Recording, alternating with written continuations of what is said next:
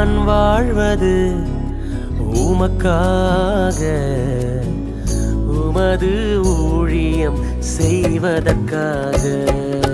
நான் வாழ்வது உமக்காக, உமது ஊழியம் செய்வதற்காக. உமக்காக யாவையும் சகித்துக் கொள்வேனே, என் ஜீவனையும் பொருட்டாக நினைப்பதில்லையே. உமக்காக யாவையும் சகித்துக் கொள்வேனே, என் ஜீவனையும் பொருட்டாக நினைப்பதில்லையே. நீ தந்த ஊழியத்தை